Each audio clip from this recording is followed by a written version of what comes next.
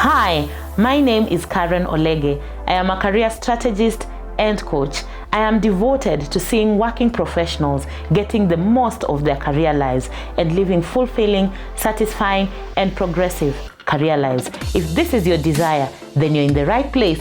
Welcome to Career Talks with Karen. Subscribe, like, and share the content in this channel so that other people around you can also benefit from the same. Let's get started.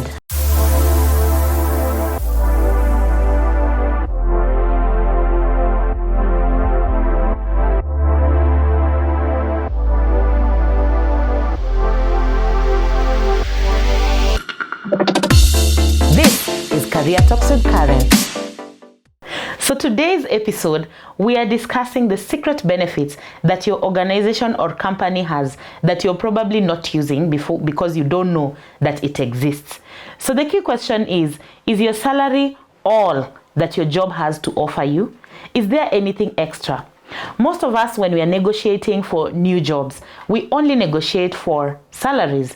We only look at what amount am I getting paid, as opposed to the place where I'm probably coming from. I'm here to let you know that in as much as salaries are never enough, there is a creative way in which you can benefit from the other non-financial additions or benefits that your organization has that will do the same things that your salary would have done. Before I go there, let me ask you a question. Why do you even need that salary increase? Why do you need that money? Probably it's because you want to travel, you want to go to destinations. The other thing is because perhaps you want some money so that you can study. You can pay for courses, you can pay for your master's, your degree, or your PhD, or any other course that you would like to do. Other thing, perhaps you just want to pay for your social elevation projects. For example, you want to belong to certain clubs, you want to be able to golf, you want to pay your membership into health and wellness clubs. Perhaps you want to be able to afford education for your children and many more other benefits.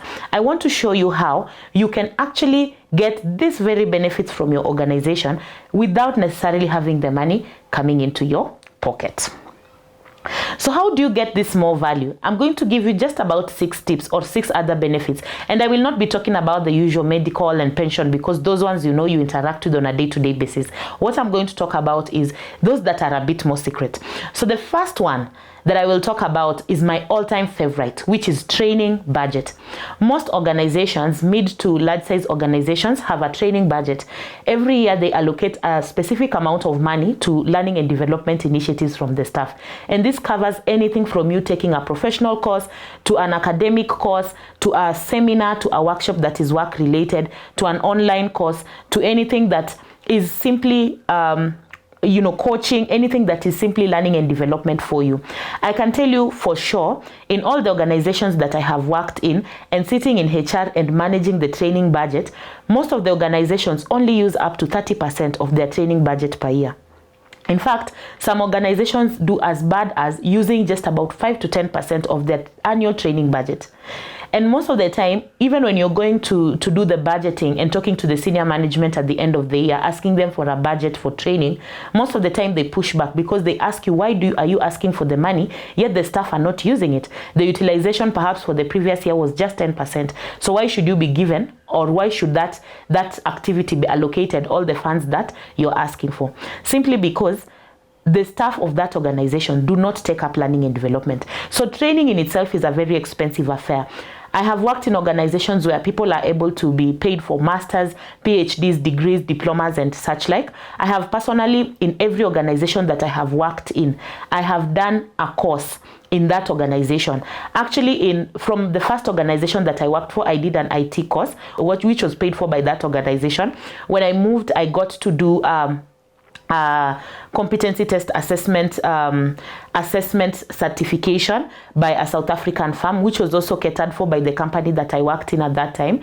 When I moved to another company, that company paid for my global SHRM certification, which is the global certification for HR practitioners, and at the same time also paid for my diploma in coaching in a very renowned institution in Africa, which teaches you to be a coach, and you can see that eventually me becoming a career coach is actually coming from the fact that I benefited from getting that diploma in coaching.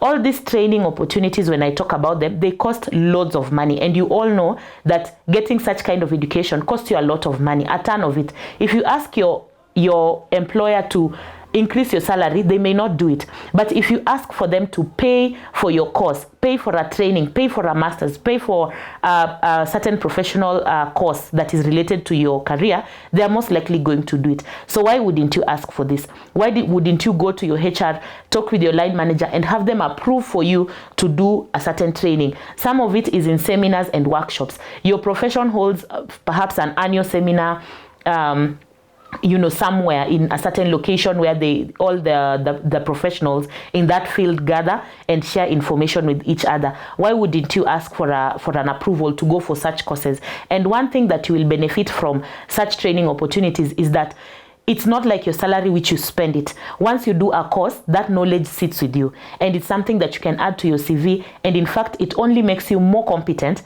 to get other roles in the future. The other second benefit that you don't know exists is opportunities for travel and exposure. So one of the things that we like to do, or I like to do personally, is to travel and to get exposed to different places and different cultures.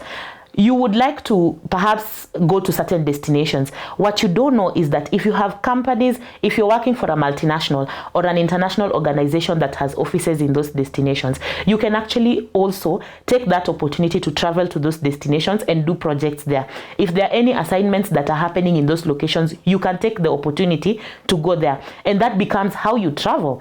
And by the way, even if you're going for a project that lasts 1 week, and for example you're going to Nigeria for a project that lasts 1 week, you have the opportunity to then extend it by another week and just meet your family and friends or any other person you would like to meet, but your travel has been catered for by your employer, which is an easy way to actually get that travel and exposure and meet with different cultures, as opposed to in a better way than asking for more money from your employer so that you can cater for this. The other thing is that if your organization is local and perhaps you don't have those offices outside of the country, take advantage of that and visit other branches within the country. If you have branches in Nanyuki, you're a customer experience specialist. Go to those branches, get to understand what those branches are doing, take some value there in terms of knowledge and information. Go there to do a diagnostics of how their processes are running. Come back with information to your head office. So I'm not just trying to say that you travel for the sake of it. You're trying to give your employer value for that traveling. Why are they also investing in you going to that other office? You're trying to show the employer that there is something that you're going to bring back, and there is value that you're going to bring back by you visiting those offices, and you end up in a win-win situation where you have traveled, you have gotten the exposure, and at the same time your employer has gotten a report on the insights, the bottlenecks that are happening in that branch or that other office, and you have also come back with learning and knowledge that you can implement in your home office or in your head office. The other third thing that I would like you to take advantage of in terms of benefits, this is not necessarily a benefit that is offered by your employer, but it's an opportunity that is there. For example, that is doing promo videos for your organization and any opportunities to moderate events. So what does this give you? You see, every time you are doing a promo video for your organization, it increases your visibility, and that just elevates your networking because people will get to know about you. Every time I have done a promo video for my organization or moderated an office event or even an out of office event, there is so much publicity around it, and all the staff will know you. Everybody will be complimenting you and telling you, wow, that was an amazing job. Suddenly, even the ones who did not know you, and especially if you're working in a big organization that is either has so many branches or is a multi-nut, most of the time it really elevates your visibility just by one go. And the networking that other people would spend maybe taking people for coffees, for lunches, colleagues for coffees and lunches just to tell them what they're about, you get it just by doing a promo video for your organization or taking up an opportunity to moderate that event. So don't let a chance go by or pass you by if there is an opportunity to actually step into such roles. The fourth benefit that you do not know exists most of the time is global mobility and relocation opportunities. And I know as I'm mentioning some of these benefits, you're wondering, you have never heard about it. You possibly have not heard about it, and that's why I call them secret benefits, because they exist, but you are not aware about them. So in the 5 organizations that I have worked for, 4 out of the 5 have global mobility and relocation opportunities. They had them. For example, there is one of the organizations that could give you an opportunity to go and work in any other country in the world, because this was a global organization, and you'd get an opportunity to work any other office in the world for a period of 3 to 6 months. And they relocate you, they take care of your travel expenses, they take care of your relocation to that place and your return.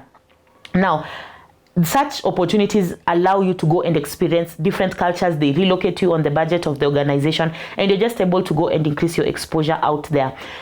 Many times I have faced in one of the previous organizations that I have been in, and by now you already know I'm in HR, so I am the one who is actually in charge of such things. I have really had to convince our staff to take up opportunities for staff exchange and secondments to other countries, and tell them, please think about your global mobility for next year.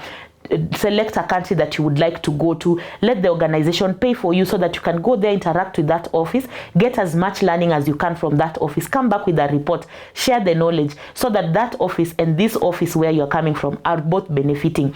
But most of the staff, they don't plan around this, they don't notify their managers in time. If you're able to just do this, especially alongside the budgeting cycle, so that when the annual budget for the next year are being drafted, you have already placed that request with your line manager, and when the new year starts, then your relocation and your global mobility activity can be approved within the budget for that year. So that is one of the other programs that you can take advantage of. The 5th benefit is club memberships, and this is especially for the senior level staff. Membership to health and wellness clubs, sports clubs, golf clubs, among others. These are very good places to go and network. They are good places to go and meet other people in your industry, to share knowledge, to just share your experience and expertise. They are very rich of very good networks, and most of the time you find that senior level management in most organizations, there is a benefit for you to belong to certain clubs. But again, these opportunities are not taken up because you are not aware. And I have, again, I'm talking from a point of experience where I have sat and seen in organizations that this benefit actually exists. But because the line managers are not aware, nobody is taking it up. It is budgeted for every year, but again, nobody takes it up. If you're to pay for that particular thing on your own, you know that some of these wellness clubs and golf clubs and sports clubs, they are very expensive. They range from about 500,000 to over 1 million every year for annual membership. And yet your organization can pay that for you, and you get to save that money and still reap the benefits of that particular membership. The 6th and last benefit that I will talk about is stock options. Again, this one mostly applies to the senior management or senior level in the profession. So stock options is a scenario where the organization allows you to buy into the stock or into the shares of the organization at a predetermined price, and most of the time this predetermined price is lower than the market rate for those shares. So what that means is that you're buying into the ownership of the organization as a member of management. That increases, of course, in terms of your finances, because apart from your salary, when the dividends and the profit sharing for this organization are done, probably at the end of the year, based on the performance of the organization, you're going to earn or to reap the benefits of the dividends. And if this company is performing well, then those dividends are going to be a very significant amount, even as compared to your salary. So in addition to you getting your salary, you also get this monetary benefit that is coming from the stock options. And all you need to do is to find out from what seniority level do the stock options apply as a benefit in your organization. So having told you this, these benefits are things that most staff do not know that they exist. Some of them are written. In most organizations, you will find that these benefits are covered in your HR policy or your company policy, the HR policy section. But of course, nobody reads the HR policy. Who reads the HR policy? The HR policy is contained in your intranet somewhere. I would encourage you, even if you're not going to read the entire of your HR policy, go and read the section on benefits and allowances, because this is where all that information is contained. And I have found so many staff, for example, there is this one staff who their master's is being paid, and there is another one who comes and tells you, I have been in this company, I did my master's 2 years ago, it was not facilitated by the organization, can I get a refund for that? And of course the answer to that is no, you cannot get a refund, because most of the time the organization pays directly to the learning institution. But because this staff was not aware, by the time they were doing their masters, they were not aware that this is a benefit that is contained within the HR policy. And so they went ahead and paid for themselves. So that just becomes too bad. There's nothing we can do about it. But should you have had the information, you would have asked, and probably you would have gotten an opportunity to get this benefit from your organization. So I would like to tell you, first of all, go and read your HR policy and find out which benefits. And there are many more benefits than this. I have read HR policies for certain organizations where they even facilitate the education for your children. Apart from just medical and pension, they facilitate education for your children. They facilitate you with development projects and benefits around certain development projects. So go and find all these benefits and allowances, read about them, and get to ask. Now, in case there are other benefits that are usually not covered in the HR policy, and the reason for this is because some HR policy documents are very outdated. You find that on a case-by-case basis, there are things that are being approved, but they have never been put into policy, either because the HR of that time is just lazy or overwhelmed, or also they just don't want to start going through the process of reviewing the policy, because sometimes that can be a very lengthy process. But you find that this benefit can actually be approved if you ask for it. You will find there is 1 or 2 staff who have actually benefited from that. So if you don't find it in your HR policy, that doesn't mean it doesn't exist. Get to ask. Just go and ask for that benefit. And don't ask your colleagues, because they probably also don't know. Go and ask a senior person in the HR department. Get to ask them. And don't ask whether that benefit exists. Go with the assumption that it already exists, and tell them that you want to be facilitated. For example, go and say, I would like to do my CCNP. Next month, I would like to go ahead and seek approval from my line manager for that. I think that course really aligns well with my role, and I think this is the benefit that I will get. This is the competency that will be elevated when I do that particular course, and I would like for you to cater for it. And I'm asking for the process that I will use to get the approval, or to how do I start the process to get the approval and that disbursement done. When you say that, the person, that senior person you're talking to in HR will tell you 2 things. Either they will tell you that indeed that benefit exists, and they will give you the process to be able to take advantage of it, or they will tell you if it doesn't exist. Perhaps they will tell you they are not sure it exists, they've never heard about it, or perhaps we don't do that here, we don't sponsor people for courses or something like that. And in the event they tell you that, of course you act surprised, and you tell them, have you benchmarked with other organizations that are similar to yours? Because I know of several organizations that are offering this as a benefit, and I think if we are not yet doing it as an organization, it is a good thing to consider. So when you do that, at times what they do is they will give you an approval for that, because it's a unique case and you have asked for it. Or even if they don't give you the approval for that, then they will consider it, and perhaps 2 years down the line, when somebody else is asking for the same benefit, now there will be a policy regarding that particular benefit. So that way, once you have that information, then you're able to go ahead and apply for those benefits and get to utilize 100% of what your employer has to offer.